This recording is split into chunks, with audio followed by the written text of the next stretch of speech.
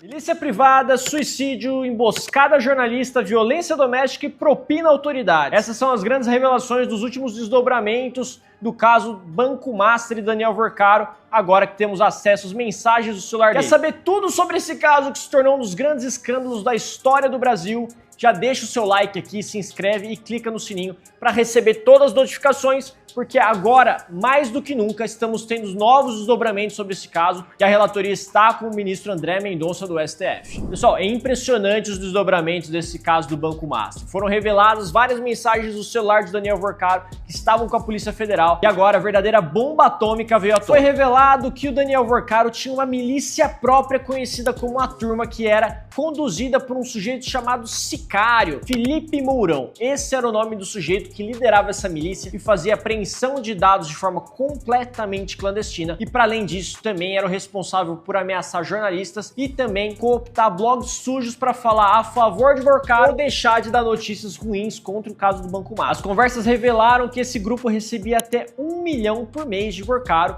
para fazer justamente isso, chegando até mesmo a ter sugestões de Daniel Worcaro a quebrar todos os dentes do jornalista Lauro Jardim em um possível assalto contra ele. Essa semana, não somente Daniel Worcaro, mas como esse próprio Sicário foram presos pela Operação Compliance Zero da Polícia Federal. Em menos de 24 horas preso, o tal do Sicário se suicidou. E para além disso, uma coisa que foi revelada e que a gente meio que já sabia é que Fabiano Zettel, cunhado de Daniel Worcaro, era o grande responsável pelas operações financeiras, por agenciar todos os pagamentos de Daniel Worcaro, não somente aquele grupo que eu falei para vocês, a tal da Turma, mas também a pagar propina para políticos do grande escalão. Se não bastasse, também foram reveladas várias mensagens falando de supostos encontros com uma pessoa chamada Alexandre Moraes. Tudo isso foi revelado em conversas entre a noiva de Worcaro e o próprio banqueiro. Por vezes Worcaro fala que está indo encontrar Alexandre Moraes. Quem será que é esse tal de Alexandre Moraes, hein? Quem pode ser? E tudo isso vai pouco a pouco desmontando aquela narrativa de Alexandre de Moraes de que os encontros noticiados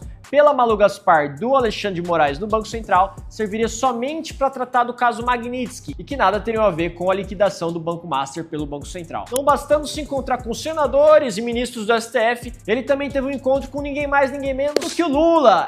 Pois é, meus amigos. E esse encontro foi intermediado por sabe quem? Guido Mantega, aquele ex-ministro do Lula e da Dilma que parece estar tentando acabar com o Brasil há mais de 20 anos. Pois é. E ele tinha um contrato de mais de R$1 milhão com o Banco Master, sob o título de uma certa consultoria. Mas será que era uma consultoria ou acesso que o Guido Mantega tinha aos políticos do alto escalão? Agora, sabe o que o Daniel Worcaro falou sobre esse encontro com o presidente Lula? Que ele teria sido muito forte, teria sido um encontro ótimo e que Lula teria chamado o próximo presidente do Banco Central, que na época seria o Galípolo, e também mais 3 ministros. Agora, o que será que foi conversado nessa reunião? Sabe o que é mais inacreditável nessa história toda? Que tudo isso foi passado para a PGR, né? O ministro André Mendonça, do STF, enviou isso para a PGR para que ela opinasse sobre um novo pedido de prisão de Daniel Worcaro, Fabiano Zettel e o tal do Sicário. Sabe o que a PGR respondeu? Primeiro, que não teria tempo suficiente para analisar todas as provas, e segundo, que não veria nenhum perigo iminente em manter o Worcaro solto. Agora, cara,